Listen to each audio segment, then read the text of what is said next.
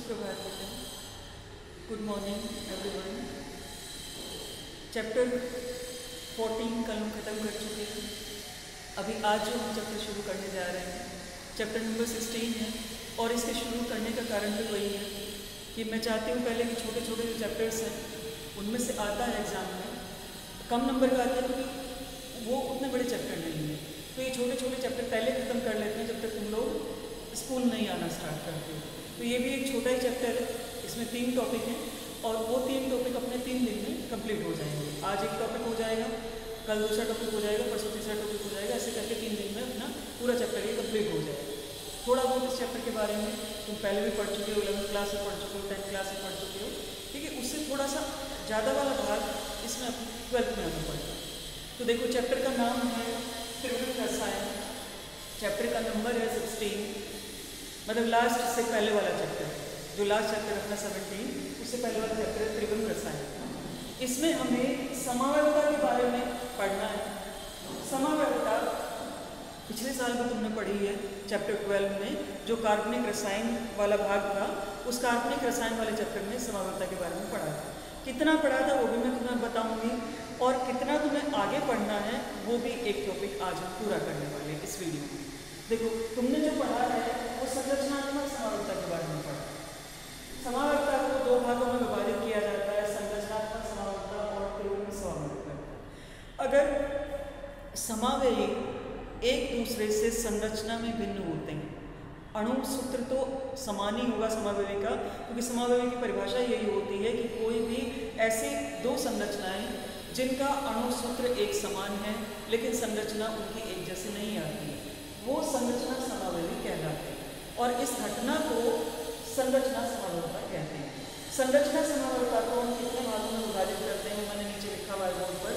श्रृंखला समावयवता, जैसे मैं तुम्हें नाम बताती हूँ श्रृंखला समावयवता के नाम कौन कौन से आएंगे, अपना नियोपेंटेन, आइसोपेंटेन और नॉर्मल पेंटेन, ये संरचना समावयवी है एक दूसरे की। स्थिति समावयवता 1 ब्यूटीन 2 ब्यूटीन, ये स्थिति समावयवता है, डबल बॉन्ड की स्थिति परिवर्तित हुई है। दूसरा क्रियात्मक समूह समावयवता, यदि क्रियात्मक समूह ही परिवर्तित हो जाए, अणु सूत्र दोनों समावयवी का समान है लेकिन उसमें जो क्रियात्मक समूह है, जो क्रिया करने वाला समूह है, यदि वो परिवर्तित हो जाता है, देखो बोर्ड पर मैंने उदाहरण लिखा हुआ है, ये ईथर है, डाइमिथाइल ईथर, और ये एल्कोहल समूह इथेनॉल।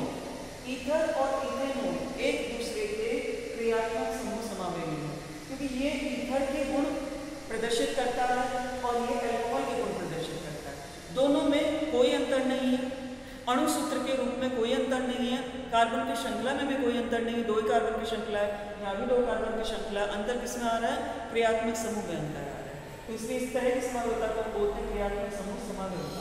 यही समावयवता वैसे तो तुम पढ़ोगे अभी कि ऑर्गेनिक केमिस्ट्री में नहीं, अभी स्टार्ट करिए कार्बनिक रसायन, यही समावयवता एल्डिहाइड और कीटोन में भी उपस्थित होती है कि एल्डिहाइड कहीं पर एल्डिहाइड समूह होता है, कहीं पर कीटोनिक समूह होता है, एक दूसरे में परिवर्तित भी हो सकते हैं, जैसे ईथर और एल्कोहल एक दूसरे में परिवर्तित हुए हैं यहाँ पर। दूसरा उसके बाद आता है बेटा मध्यावयवता। मध्यावयवता क्या है, कीटोन समूह, देखो C डबल बॉन्ड O, इसके दोनों तरफ तो कार्बन लगेंगे। यहाँ देखो ये मैंने कीटोन की संरचना बनाई है, ketone C double bond O के एक तरफ इथाइल समूह लगा, दूसरी तरफ भी इथाइल समूह लगा। अब इस वाली संरचना में देखो कीटोन के एक तरफ इथाइल समूह लगा हुआ है और दूसरी तरफ प्रोपाइल समूह लगा हुआ है। तो यदि किसी समूह के दोनों तरफ लगे हुए कार्बन वाले ग्रुप, कार्बन वाले समूह यदि बदल जाते हैं तो उसको हम बोलते हैं मध्यावयवता।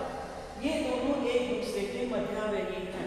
अब ये मध्यावयवता 2 समूहों में विशेष रूप से पाई जाती है, जैसे कीटोनिक समूह का उदाहरण तो मैंने यहाँ लिखा ही है, एक एस्टर समूह भी होता है, एस्टर समूह के अंदर भी ये मध्यावयवता पाई जाती है। तो अभी कीटोन समूह वाले सदस्य जो हैं वो भी हम पढ़ेंगे अभी और एस्टर वाले भी पढ़ेंगे, तो इसलिए इतना परेशान होने की जरूरत नहीं है।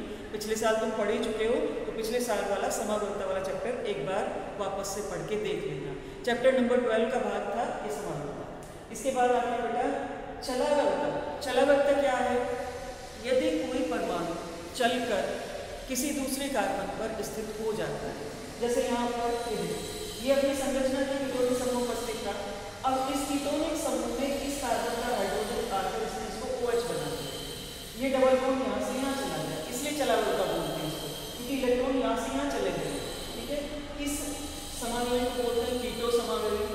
इस समावयव को बोलते हैं इनोल समावयव। इनोल का मतलब ई डबल बॉन्ड वाला समूह और ऑल मतलब अल्कोहल वाला समूह। इसका नाम है इनोल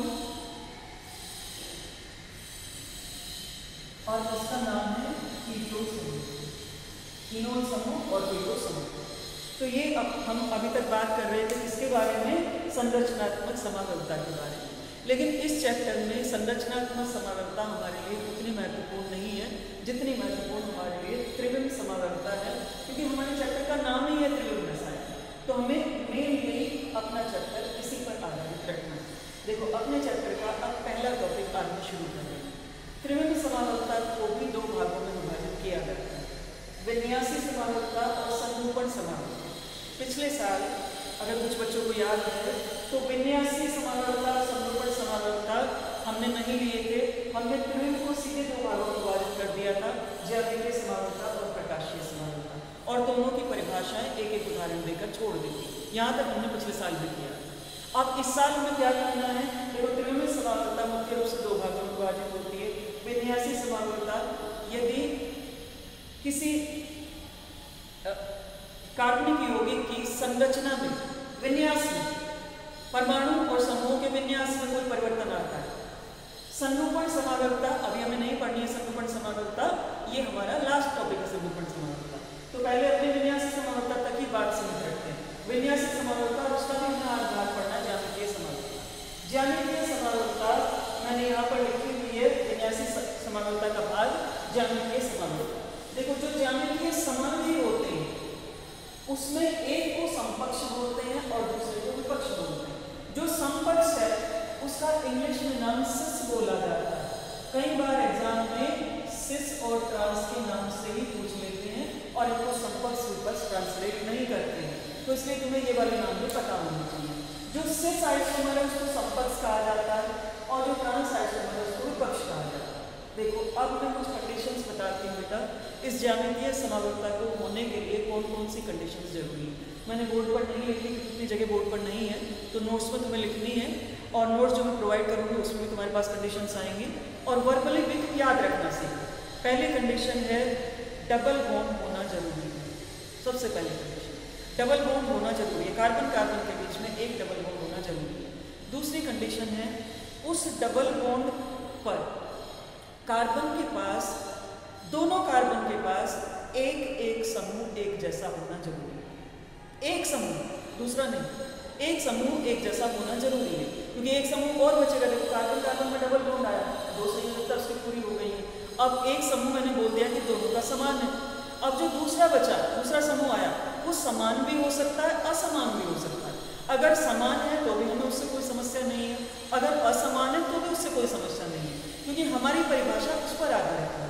हमारी परिभाषा उस पर आधारित है कि जो समान समूह यदि एक दिशा में आते हैं तो उसको हम समपक्ष बोलते हैं, और समान समूह यदि विपरीत दिशा में आते हैं तो उसको हम विपक्ष बोलते हैं।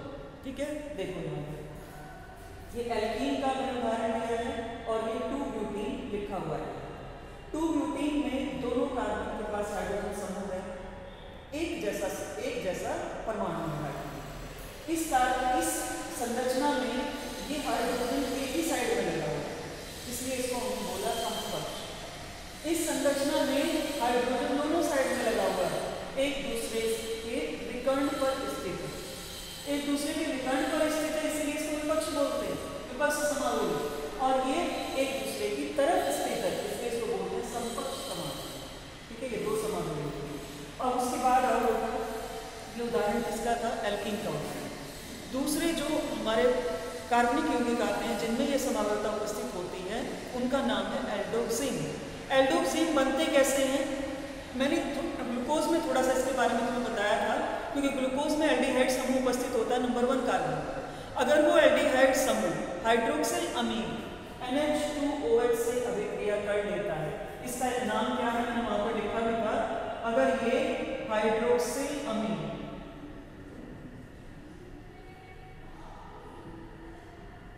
से अभिक्रिया कर लेता है तो अभिक्रिया करने पर जल का एक अणु निकल जाएगा, ये अपना एल्डिहाइड है, ये हाइड्रोक्सिल अम्ल है, हाइड्रोक्सिल अमीन है, एक जल का अणु निकला, जल का अणु निकलने के बाद हमारे पास ये संरचना आ जाती है।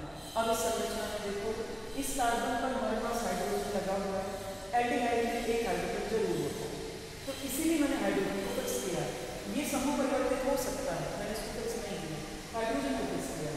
हाइड्रोजन के साथ, और देखो जो भी हाइड्रोक्सिल की संरचना आएगी उसमें डबल बॉन्ड NOH तो आएगा, तो NOH वाले भाग भी हमारा फिक्स वाला भाग है और ये भी हमारा फिक्स वाला भाग है, इसलिए H कार्बन के ऊपर H और डबल बॉन्ड से जुड़े हुए नाइट्रोजन के ऊपर OH यदि एक साइड में आ रहे हैं, एक ही दिशा में आ रहे हैं, तो उसको हम बोलते हैं सिन आइसोमर, सिन समावली या संपर्क समावली। इस सिन को ही संपर्क बोला जाता है। और अगर ये एक दूसरे के विकर्ण पर स्थित है तब इनको बोलते हैं एंटी समावली। ये सिन और एंटी केवल एल्डोक्सिन में ही नाम दिया जाता है। सिन समावली जो संपर्क समावली, जिन समूहों को हम एक जैसा मान रहे हैं यदि वो एक दिशा में स्थित हैं तो उनको हम सिन समावली बोलते हैं या संपर्क समावली बोलते हैं। और यदि वो विपरीत दिशा में स्थित है, एक दूसरे के विकर्ण पर स्थित है, तो उसको हम एंटी समावली या विपक्ष समावली कहते हैं। तो ये एल्डोक्सिन की ज्यामितीय समावली है। ये बात समझ में आ गई। देखो मैंने दो चीजें तुम्हें फिक्स बताई थी कि एक तो समूह का समान होना जरूरी है, डबल बॉन्ड से कार्बन जुड़ा है या नाइट्रोजन जुड़ा है, ठीक है, क्योंकि वहां पर वो ग्रुप फिक्स रहने वाला है, इसलिए हमने उसको समान मान लिया। एल्डिहाइड में कार्बन के ऊपर हाइड्रोजन फिक्स रहने वाला है और नाइट्रोजन एल्डोक्सिन में नाइट्रोजन के ऊपर OH फिक्स रहने वाला है, दोनों ही फिक्स रहने वाले हैं, इसलिए हमने इसको एक समान मानकर ये समावर्ता इसके अंदर प्रदर्शित कर दी। अब इसके बाद आपने देखा एलिसाइक्लिक यौगिक। एलिसाइक्लिक नाम इससे पहले तुमने पढ़ा है, जब हम हाइड्रोकार्बन का वर्गीकरण करते हैं तब पढ़ा है। आज मैं तुम्हें इसकी जो बेसिक संरचना है वो बता दूँ। देखिए बनते कैसे हैं, ये अपनी एल्कीन है, प्रोपीन लिखा हुआ है मैंने यहाँ। प्रोपीन को अगर मैं ऐसे लिख देती हूँ, इसका नाम है साइक्लोप्रोपीन, और साइक्लोप्रोपीन एक एलिसाइक्लिक यौगिक है। साइक्लोप्रोपीन एक एलिसाइक्लिक यौगिक है। कार्बन की संख्या समान है, हाइड्रोजन की संख्या समान है, नंबर ऑफ बॉन्ड जितने बॉन्ड बने हुए हैं वो समान है। डबल बॉन्ड क्यों नहीं आया? क्योंकि पहला कार्बन तीसरे कार्बन से जुड़ा है, यहाँ पे पहला कार्बन तीसरे कार्बन से नहीं जुड़ा है। अगर पहला कार्बन तीसरे कार्बन से जुड़ेगा तो ये बंध पहले और तीसरे के बीच में आएगा, तो हमारी ये संरचना बन जाएगी। ये साइक्लोप्रोपेन है जो एलिसाइक्लिक कंपाउंड है। अब मेरी बात तो समझ रहे हो कि मैं ये बताने का कारण क्या है? ये बताने का कारण ये है कि ये जो एलिसाइक्लिक यौगिक है, ये एलिसाइक्लिक यौगिक भी डबल बॉन्ड वाले यौगिकों के ही समावली होते हैं। मतलब डबल बॉन्ड वाले यौगिक जिस समावलता को प्रदर्शित करते हैं, ये एलिसाइक्लिक यौगिक भी उस समावलता को प्रदर्शित करते हैं। देखो यहाँ पर समावलता कैसे प्रदर्शित कर रहा है, यहाँ पर अपने पास साइक्लोब्यूटेन, ये साइक्लोप्रोपेन है, साइक्लोब्यूटेन इसी तरह से, मतलब ब्यूटेन, मैंने यहाँ ब्यूटेन लिया तो ये इस ब्यूटेन को मैंने ऐसे लिख दिया साइक्लोब्यूटेन। ये कार्बन मैंने माना 1 कार्बन, 2 कार्बन, 3 कार्बन एंड 4, ठीक है। यहाँ पर भी ये carbon 1 carbon, 2 carbon, 3 carbon and 4 carbon. 1 carbon और 3 कार्बन दो समूह लगे हुए, chlorine hydrogen, chlorine hydrogen. Chlorine chlorine की साइड में लगा हुआ है, हाइड्रोजन हाइड्रोजन की साइड में लगा। हमें सिर्फ एक से मतलब, किसी एक को मान लो, हमने क्लोरीन को मान लिया। क्लोरीन एक साइड में आ रहा है, संपर्क समावली, गैसेस समावली। क्लोरीन विकर्ण पर स्थित है, एक दूसरे के विकर्ण पर स्थित है, विपक्ष समावली। तो ये अपनी एलिसाइक्लिक यौगिकों में ज्यामितीय समावलता है और दो ज्यामितीय समावली ये लोग ये भी बनाते हैं। तो ये ज्यामितीय समावलता के बारे में था बेटा कि ज्यामितीय समावलता में संपर्क और विपक्ष दो समावली देखने होते हैं। अगर वो दोनों समावली बन रहे हैं तो जो कार्बनिक यौगिक है वो हमारा ज्यामितीय समावलता प्रदर्शित करेगा, और अगर नहीं बन रहे तो ज्यामितीय समावलता प्रदर्शित नहीं करेगा। लेकिन मुख्य रूप से एल्कीन में, एल्डोक्सिन में और एलिसाइक्लिक यौगिकों में ये समावलता पाई जाती है। इसके अलावा भी पाई जाती है, लेकिन मुख्य रूप से इनमें पाई जाती है। इसके बाद आप बेटा अब हम क्या पढ़ रहे हैं, ज्यामितीय समावलियों के गुण। ये ज्यामितीय समावलता मैंने तो पहले भी बताया हुआ है बहुत बार कि साइंस में, विज्ञान में हम जो भी पढ़ते हैं उसके पीछे कोई ना कोई कारण होता है। देखो इसके पीछे कारण क्या है कि इन यौगिकों की कुछ जो भौतिक गुण समावयवी बनने के बाद इनके रासायनिक गुण भौतिक गुण परिवर्तित हुए, और अगर भौतिक गुणों में रासायनिक गुणों में परिवर्तन आ रहा है तो परिवर्तन आने का कारण हमें जानना जरूरी हो जाता है। तो परिवर्तन आने का कारण हमें ये पता लगता है कि इनके अंदर समावयवता है, ज्यामितीय समावयवता है, इसलिए ये अपने गुणधर्म में परिवर्तन प्रदर्शित करते हैं। अब कैसे गुणधर्म में प्रदर्शन आता है वो बहुत ध्यान से समझना है। पहला गुणधर्म है द्विध्रुव आगमन, जो कि एक रासायनिक गुण नहीं है, एक भौतिक गुण। द्विध्रुव आगमन क्या होता है? विद्युत ऋणात्मकता के कारण कार्बन से जुड़े जो समूह है, इलेक्ट्रॉनों का उनकी तरफ झुकाव या कार्बन की तरफ झुकाव, इसको द्विध्रुव आगमन की सहायता से नापा जाता है। कैसे? मैंने एक उदाहरण यहाँ पर लिखा हुआ है, CCl CH3 CH3 CH3, ठीक है, 2,3 डाइक्लोरोब्यूटेन, यहाँ पर ब्यूटेन यहाँ पे लिखा, ठीक है। अच्छा, अब यहाँ पर क्या है देखो, क्लोरीन कार्बन से ज्यादा विद्युत ऋणात्मक है, तो कार्बन और क्लोरीन के बीच का जो बंध होगा उसके इलेक्ट्रॉन क्लोरीन की तरफ है, क्लोरीन की तरफ है। दूसरी चीज CH3 से मैंने ये जो तीर का निशान है CH3 से मैंने लगाया कार्बन की तरफ। कारण क्या है लगाने का कार्बन की तरफ? ध्यान दो, विद्युत ऋणात्मकता का जो क्रम है, अगर तुम्हें पिछले साल वाला याद आ रहा है तो मैंने तुम्हें बताया था कि कार्बन का जहाँ पर एक एकल बंध होता है वो सबसे कम विद्युत ऋणात्मक माना जाता है। कार्बन का द्विबंध होता है उससे ज्यादा विद्युत ऋणात्मक माना जाता है। कार्बन का त्रिबंध होता है तो सबसे ज्यादा विद्युत ऋणात्मक माना जाता है। हमारा यहाँ तुलना किस में है? कार्बन के सिंगल बॉन्ड में और कार्बन के डबल बॉन्ड में। देखो CH3 में कार्बन का एकल बंध है, चारों बंध एकल बंध, और C डबल बॉन्ड C वाले कार्बन में द्विबंध, तो ये अधिक विद्युत ऋणात्मक है, इसलिए इलेक्ट्रॉन की जो दिशा है वो इस कार्बन की तरफ हो जाती है। समझ में आई ये बात? मेरा कहने का मतलब क्या है कि कहीं पर भी ये यहाँ से यहाँ, यहाँ से यहाँ, यहाँ से यहाँ, यहाँ से यहाँ, कुल मिल कहीं पर भी ये कैंसिल नहीं हो रहा है, कहीं पर भी ये उदासीन नहीं हो रहा है। इसका मतलब ये जुड़ जाएगा, और जुड़ने के बाद जो इसका द्विध्रुव आगमन आता है वो अपने विपक्ष समावयवी से ज्यादा आता है, क्योंकि विपक्ष समावयवी में क्या कंडीशन है? देखो, क्लोरीन का गया इस तरफ, इक्वल एंड अपोजिट, समान और विपरीत। एक समान है, वहां भी क्लोरीन वहां भी क्लोरीन, एक समान और विपरीत, कैंसिल हो गया।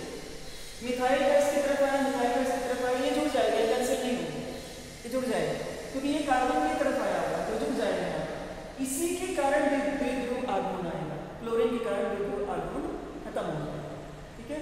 तो म्यू क्लोरीन की वजह से तो 0 होगा, लेकिन इसकी वजह से आ जाएगा, लेकिन अपने जो संपक्ष समावयवी है उससे कम आएगा, क्योंकि यहाँ केवल इसी के कारण द्विध्रुव आगमन आएगा और यहाँ इन सब के कारण द्विध्रुव आगमन आएगा। तो इसका न्यू 1.77 डिवाइड आता है और इसका न्यू 1.71 डिवाइड आता है, ठीक है, कम हो जाता है।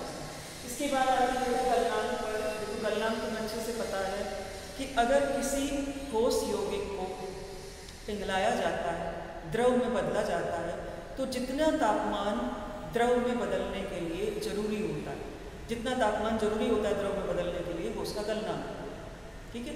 या दूसरे शब्दों में हम ये भी मान सकते हैं कि अगर कोई द्रव है, जैसे ये द्रव है, ये द्रव, अगर किसी द्रव को हमें ठोस अवस्था में लेकर आए तो जितनी ऊर्जा वो निकालेगा, जितनी ऊर्जा वो निकालेगा और थर्मामीटर में उस ऊर्जा की जो रीडिंग आएगी वो उसके गलनांक के बराबर है।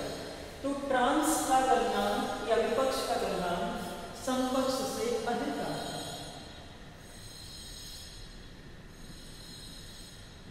अब इसका कारण क्या है? देखो इनकी संरचना देखो, ये विपक्ष की संरचना बनी हुई है, ये समपक्ष की संरचना बनी हुई है। जो विपक्ष की संरचना है उसमें इलेक्ट्रोनेगेटिविटी, विद्युत ऋणात्मकता का बराबर वितरण हुआ है, और जो दूसरा समूह है वो भी बराबर वितरित हुआ है। इसका मतलब कि ये एक स्थायी संरचना बनी है, कहीं पर भी कुछ ज़्यादा नहीं है, कहीं पर भी कुछ कम नहीं है। यहाँ पर इस तरफ विद्युत ऋणात्मकता ज़्यादा है, इस तरफ विद्युत ऋणात्मकता कम है। यहाँ पर क्लोरीन का ही परमाणु है और यहाँ पर मिथाइल का अणु है, ठीक है, मतलब समान वितरण नहीं है। तो यहाँ पर समान वितरण हो जाने के कारण ये स्थायित्व ले लेता है, और अगर स्थायित्व आ जाएगा, हम उसको अगर दूसरी अवस्था में बदलना चाहते हैं तो हमें ज़्यादा ऊर्जा देनी पड़ेगी। इसलिए विपक्ष का जो गलनांक होता है वो समपक्ष के गलनांक से अधिक पाएगा।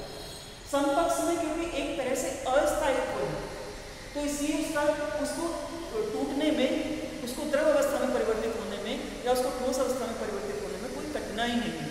यहाँ पर कठिनाई आएगी क्योंकि एक स्थायी संरचना आ रही है, तो यहाँ पर कठिनाई आती है, इसलिए इसका गलनांक विपक्ष का समपक्ष से ज़्यादा है। उसके बाद आते हैं बेटा रासायनिक गुण। देखो रासायनिक गुण समझने के लिए मैंने यहाँ एक उदाहरण लिखा हुआ है, एक डाई कार्बोक्सिलिक अम्ल लिखा हुआ है। डाई कार्बोक्सिलिक अम्ल क्यों लिखा हुआ है? क्योंकि यहाँ पर 2 कार्बोक्सिल समूह मैंने लिए हुए और डबल बॉन्ड इसलिए लिया हुआ है क्योंकि हमारे समानता का वो एक सबसे पहली कंडीशन है कि वहाँ पर एक डबल बॉन्ड होना जरूरी है, मुख्य रूप से उन्हीं यौगिकों की समानता है। तो डबल बॉन्ड इसके साथ कार्बोक्सिल समूह लगा हुआ है। अब कार्बोक्सिल समूह को यदि क्लोरीन के साथ अभिक्रिया कराई, क्लोरीन के साथ ये अभिक्रिया करता है और अभिक्रिया करने में दोनों कार्बोक्सिल समूह का एक OH निकल जाता है, ये OH निकल जाएगा। अब ये OH निकल कर H2 में बदल जाएगा और क्लोरीन एक Cl तो इन दोनों के साथ हो जाएगा कार्बन और एक HCl के रूप में निकल जाएगा। ठीक है, ये 3 यौगिक बनते हैं। अब इसमें से हमारे लिए ये यौगिक मैटर कर रहा है।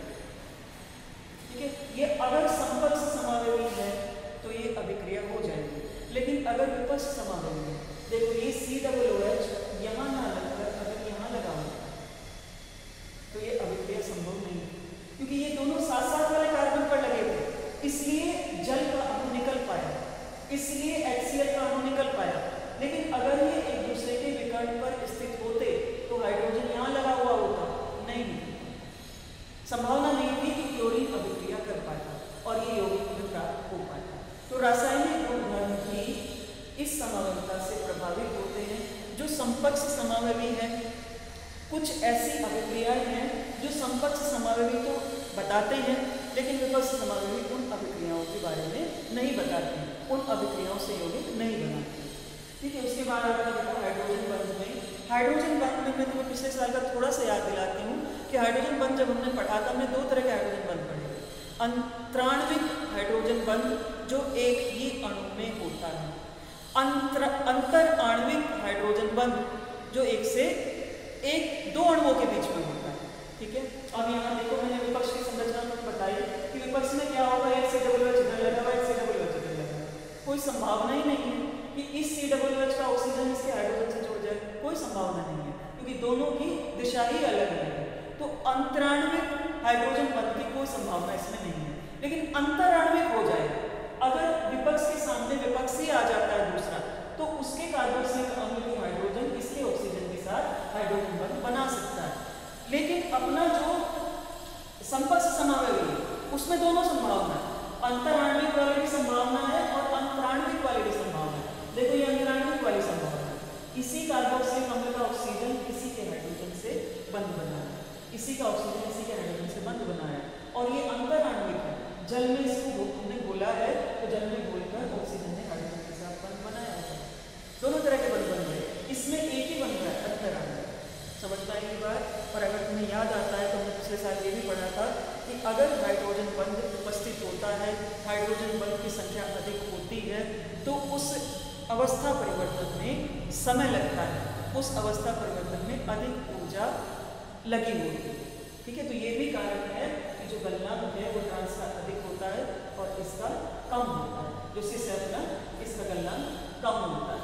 ठीक है, उसके बाद आता है बता दिया। अब ये यहाँ तक कि तुम्हें अपनी बुक से इसकी एक बार रीडिंग लगानी है। रीडिंग लगाने के बाद तुम्हें पता चल जाएगा कि कौन कौन से पॉइंट्स मैंने बोर्ड पर हाईलाइट किए। कल जो हम पढ़ने वाले हैं प्रकाशीय समावयवता के बारे में कल पढ़ेंगे। प्रकाशीय समावयवता अभी तक तुमने नहीं पढ़ी, जो हम कल पढ़ेंगे वो अभी तक तुमने नहीं पढ़ा है। ठीक है, थोड़ा बहुत आइडिया मैंने 11th में तुम्हें दिया था, लेकिन पूरा आइडिया उसके बारे में नहीं है। तो प्रकाशीय समावयवता पढ़ेंगे और परसों का जो अपना टॉपिक होगा वो पूरा संरूपण समावयवता के बारे में होगा। संरूपण समावयवता थोड़ा सा तुम पढ़ चुके हो, उसके बारे में होगा और परसों अपना ये चैप्टर खत्म होगा।